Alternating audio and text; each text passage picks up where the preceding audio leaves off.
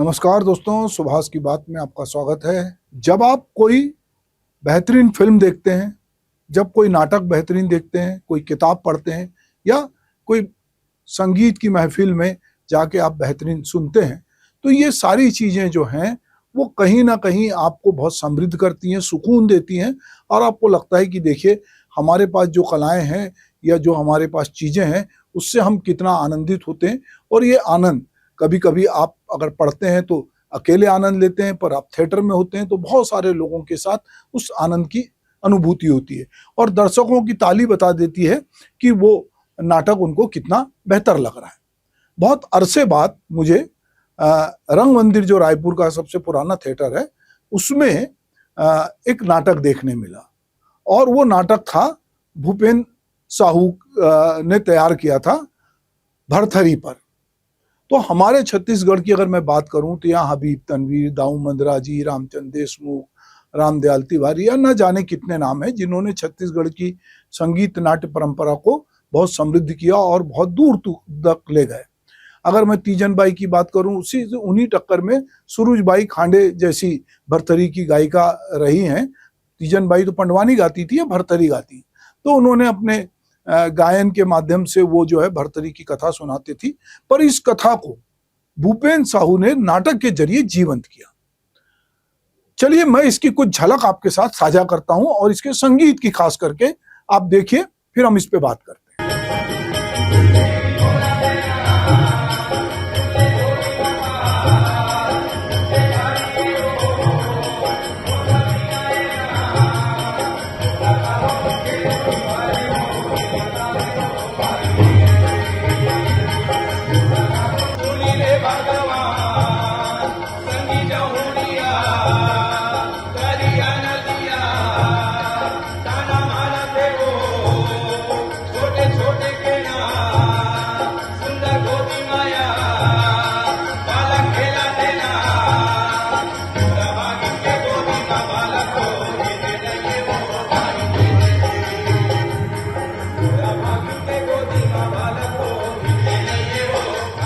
तो रायपुर के रंग मंदिर में अरसे बाद भरथरी बैरागी की कथा के रूप में एक शानदार प्रस्तुति हुई।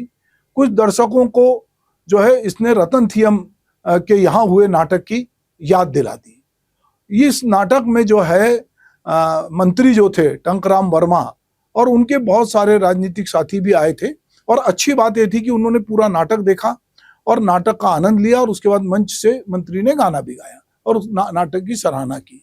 तो ये अपने आप में एक बड़ी बात है कि जो लोग कला संस्कृति से नहीं भी होते हैं और राजनीति से होते हैं तो वो थोड़ी देर के लिए औपचारिकताएं के लिए आते हैं पर वो बाद में चले जाते हैं। पर यहाँ था कि ये नाटक अपने आप में लोगों को बांधे रख रहा है। इस नाटक के दौरान जो कबीर गायन करते हैं पद्मश्री मदन चौहान, छत्तीसगढ़ की लोक गायिका ममता चंद्राकर पद्मश्री और आर.एस. बारले सहित बड़ी संख्या में कला संस्कृति सिनेमा से जुड़े दर्शक उपस्थित थे और सब ने नाटक का भरपूर आनंद लिया। चलिए मैं नाटक के कुछ दृश्य फिर आपसे साझा करता हूं।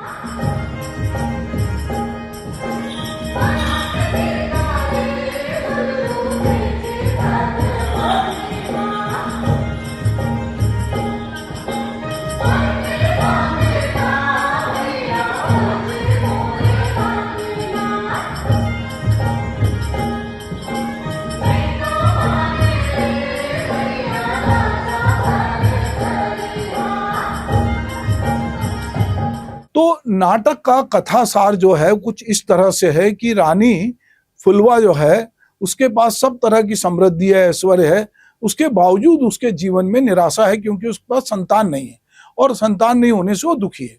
भगवान को याद करती है, भगवान प्रकट होते हैं और उससे आशीर्वाद देते हैं, और जो है बच्चा भर्तरी पैदा होता है, जो बाद में राजा भर्तरी कहलाता है।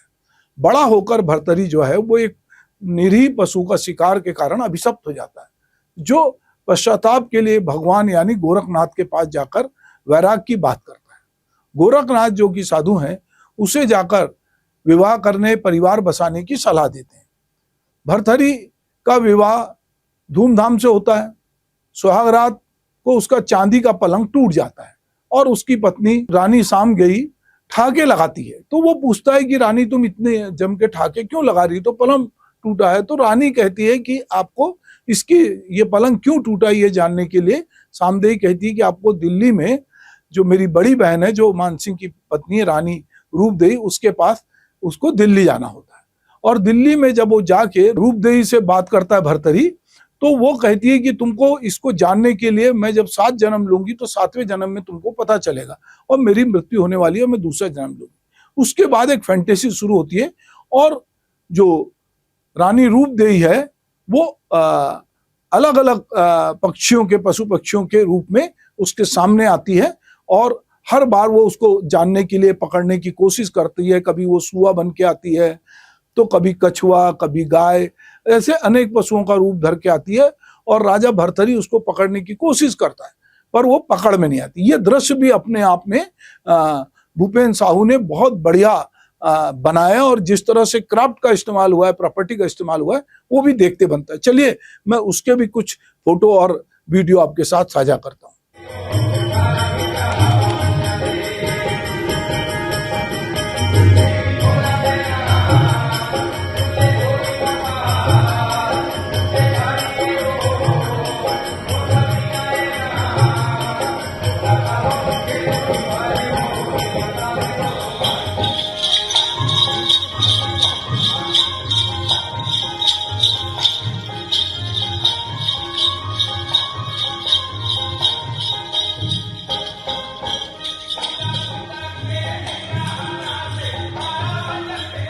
रानी रूपदेई जो है वो अलग अलग जब रूपों में आती है और उसके बाद अंत में वो खुद भर्तरी के यहाँ बच्ची बन के पैदा होती है।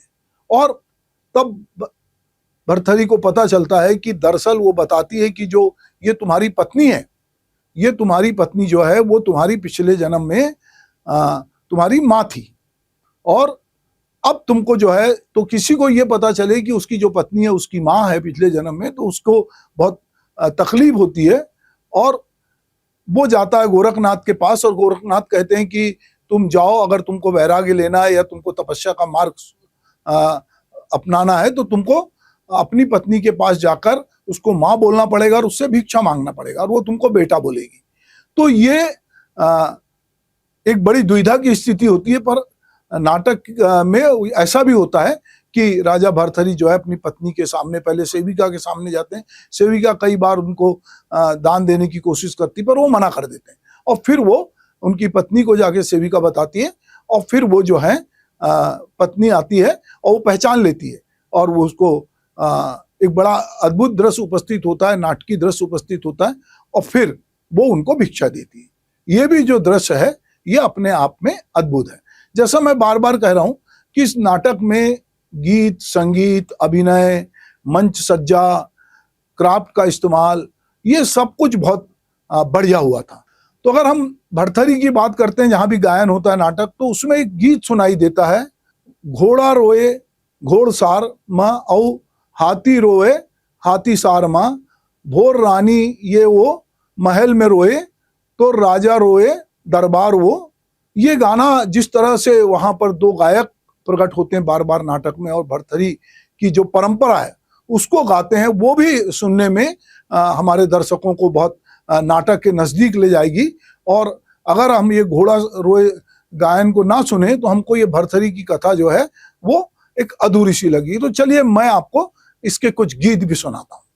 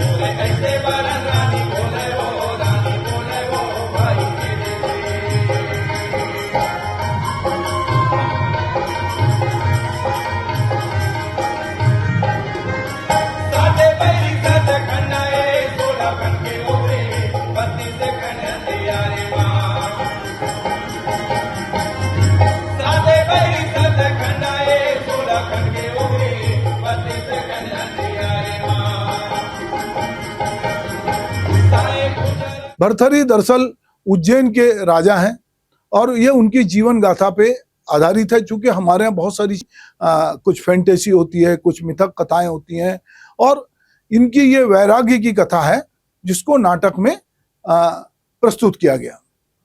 अगर हम कथानक और भर्तृहरि गायन के बारे में, छत्तीसगढ़ में जिस तरह की भर्तृहरि गायन की एक प्राचीन और लोकप्रिय लोक गाथा है जो राजा भर्तृहरि भी कहते हैं उसको, और उनकी रानी पिंगला के जीवन से जुड़ी है। यह कथा उज्जैन के राजा भर्तृहरि, जो राजा विक्रमादित्य के भाई थे, के वैराग्य, त्याग और दुख की कहानी है। यह गाथा छत्तीसगढ़ में योगियों का सारण या इकतारा जैसे पारंपरिक वाद्य यंत्र के साथ गाई जाती है और इसे भर्तृहरि गायन के नाम से भी जाना जाता है। इस गायन में भावनात्मक और आध्यात्मिक गहराई तो होती है जो श्रोताओं को जोड़ती है। भर्तृहरि गायन की विशेषता की बात की जाए तो भूपेन्द्र साहू ने अपने नाटक में भर्तृहरि गायन में राजा भर्तृहरि के जीवन, रानी पिंगला के साथ उसके संबंध और अंततः वैराग्य और उसकी यात्रा को दर्शाया। नाटक में क्राफ्ट के जरिए चीतल, घोड़े, गाय, तोता, इनकी सब जो जिस तरह लय के साथ नृत्यांगनी प्रस्तुति की गई है वो अपने आप में अद्भुत है। तो लोक गाथा जो कि इतिहास भी पूरी तरह नहीं है पर कहीं ना कहीं जनमानस में उसकी गहरी छाप है, उसकी प्रस्तुति जो है वो छत्तीसगढ़ के परिप्रेक्ष्य में की गई। और भर्तृहरि इसको जो लोग देखते हैं कि ये दाम्पत्य की विरह वेदना का करुण स्वर है, वहीं दूसरी ओर ये त्याग, तपस्या, संकल्पित वैराग का प्रखर भाव भी है। अगर हम लोक कथा भर्तृहरि की बात करें तो देश के अन्य राज्यों में भी इसके अलग अलग स्वरूप देखने मिलते हैं। भूपेन्द्र साहू अपनी प्रस्तुति भर्तृहरि वैराग्य की कथा में छत्तीसगढ़ में प्रचलित और मान्य तथ्यों को समेटते हैं और उनको भर्तृहरि गायन शैली को समाहित करते हुए अभिनय के साथ, और ये नाटक शैली में ये पहली बार दर्शकों के सामने प्रस्तुत हुआ क्योंकि इसके पहले लोग इसको सुनते थे। चलिए इसके भी कुछ दृश्य मैं आपके साथ और साझा करता हूं।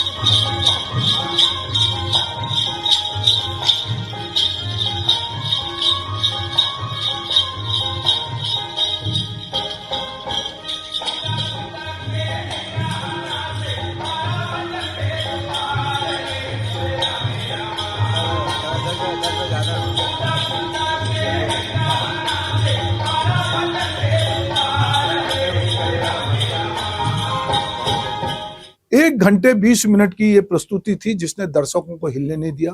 भूपेन्द्र साहू ने अपनी इस नाट्य प्रस्तुति में राजा भर्तृहरि की जीवन गाथा को प्रभावी ढंग से प्रस्तुत किया।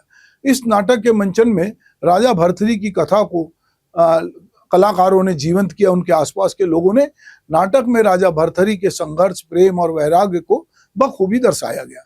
नाटक के कलाकारों ने अपने अभिनय से दर्शकों को भावनात्मक रूप से जोड़ने में भी सफलता प्राप्त की। संवाद और पारंपरिक संगीत में जो ये प्रस्तुति थी उसने इसको बहुत प्रभावशाली बनाया। समय काल के अनुसार परिवेश, परिधान, मंच, सज्जा, प्रकाश व्यवस्था जिसमें दर्शक बहुत प्रभावित हुए। रंग सरोवर और संस्कृति विभाग छत्तीसगढ़ के ये संयुक्त तत्वाधान में लोक नाट्य उत्सव जो 2 दिन का था, 10 और 11 को, और इसके बाद भिलाई में और फिर राजनांदगांव में 2 दिन के ये उत्सव होंगे। भर्तृहरि नाटक में अभिनय, क्राफ्ट और संगीत जो है और मंच पर जो गायक गा रहे थे, गायक दल, उनकी बहुत संतुलित प्रस्तुति जो है पूरे नाटक को लाइव बना रही थी। दर्शकों को इस नाटक ने अंत तक बांधा रखा और दर्शक नाटक के बाद भी अपनी जगह बैठे रहे। नाटक का आलेख, गीत, संगीत और निर्देशन भूपेन्द्र साहू का है। भारत भवन में बतौर कलाकार 13 साल तक काम करने वाले भूपेन्द्र साहू ने बाबा कारंत के साथ, BM शाह के साथ, रॉबिन दास के साथ, सुभाष उद्गाता के साथ, शेखर वैष्णवी के साथ, फिर बेनेविट जो है जर्मन के जो हैं उनके साथ जॉर्ज लावांदो फ्रांस के जो हैं डायरेक्टर, उनके साथ जॉन मार्टिन लंदन के डायरेक्टर, ऐसे निर्देशकों, लाइट में जो लोग बड़ा काम करते हैं उनके साथ, जो मंच पे काम करते हैं उनके साथ उन्होंने ये सब सीखा है और वो दिखता है।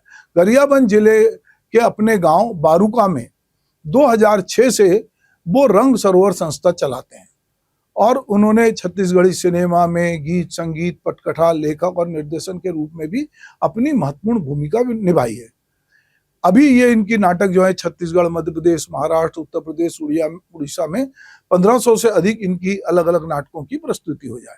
अगर हम इनकी प्रमुख नाटक की बात करूं मैं भूपेन साहू के, तो मया के मड़वा, ये छत्तीसगढ़ी आदिवासी समाज के विवाह संस्कार पर आधारित प्रेममयी प्रस्तुति है। रंग चौमासा छत्तीसगढ़ की पुरातन लोक परंपरा पर आधारित प्रस्तुति है। मिठाई वाला ये हास्य व्यंग नाटक है। गया के बधना जो है ये ऐतिहासिक नाटक है। मुसाफिरी जो है छत्तीसगढ़ की घुमंतू जाति की संस्कृति पे आधारित है। दामिनी महिला उत्पीड़न पे आधारित गीत नाटक है। ऊजी जो है वो मिथिलेश्वर जो कहानीकार हैं, उनकी कहानी बाबूजी थे, उस पे आधारित नाटक है। तो इन्होंने देशभक्ति पे आधारित शुद्ध जो है, शुद्ध नाम से इन्होंने, जिसको हम छत्तीसगढ़ में कहते हैं कि हम अपने पुरखों को याद करते हैं, तो शुद्ध नाम से छत्तीसगढ़ के ऐसे गीतकार, संगीतकार, गायक जो कहीं खो गए थे, उनकी पृष्ठभूमि को शामिल करके उन्होंने नाटक तैयार किया है। तो भूपेन साहू एक उम्मीद जगाते हैं। दरअसल हम जब छत्तीसगढ़ की बात करते हैं तो हमको हबीब तनवीर का नाम याद आता है, जिन्होंने छत्तीसगढ़ की लोक कला को विदेशों तक ले गए। छत्तीसगढ़ में बहुत सारे लोग काम कर रहे हैं, ऐसा नहीं कि केवल भूपेन साहू काम कर रहे हैं। शहरी रंगमंच में भी बहुत लोग हैं, ग्रामीण रंगमंच में भी है, नाचा गम्मत में भी बहुत सारे दल हैं।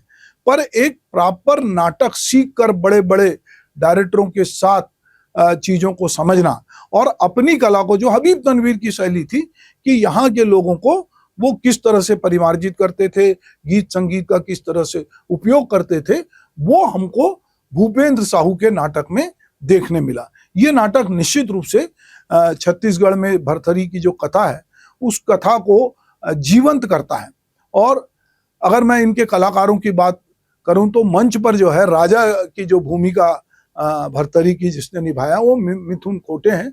रानी फुलवा भरथरी की माँ के रोल में भावना वाघमारे, भगवान गोरखनाथ की भूमिका में चंद्रहास बघेल तथा रानी सामदेई भरथरी की पत्नी की भूमिका में योगिता गडरिया ने जो है, और रानी रूपदेई भरथरी की साली की भूमिका में जागेश्वरी मेश्राम ने जो है वो लोगों को प्रभावित। केना के रोल में जागेश्वरी मेश्राम, चंपा चेरी के रूप में निधि साहू, रोशनी वर्मा, काला मिर्गा और सेजऊ की भूमिका में दीपक कुमार ध्रुव ने जो है बहुत मंच को प्रभावित किया और लोगों को बहुत अच्छा लगा। मिर्गिन के रोल में रोशनी वर्मा, निधि योगिता, सिंधु जागेश्वरी, कथावाचक बाबा अमर सिंह लहरे। मैं इनकी थोड़ी बात करना चाहता हूँ। अमर सिंह लहरे हबीब तनवीर के नाटक के पुराने कलाकार हैं। अमर सिंह ने हबीब साहब के साथ बहुत काम किया है। अमर सिंह लहरे को मंच पर देखते हुए, और ये वो एक सूत्रधार हैं कहानी में, जो अपने नाती के जरिए जो जिद करता है कि उसको उत्तम साहू ने रोल किया है कि मुझे इसकी कहानी सुनना है, और जब वो बीच बीच में आके कहानी सुनाते हैं तो अमर सिंह जो है वो बहुत मंजे हुए कलाकार हैं। तो वो दिखता है कि किस तरह से अमर सिंह कथा को आगे ले जाते हैं।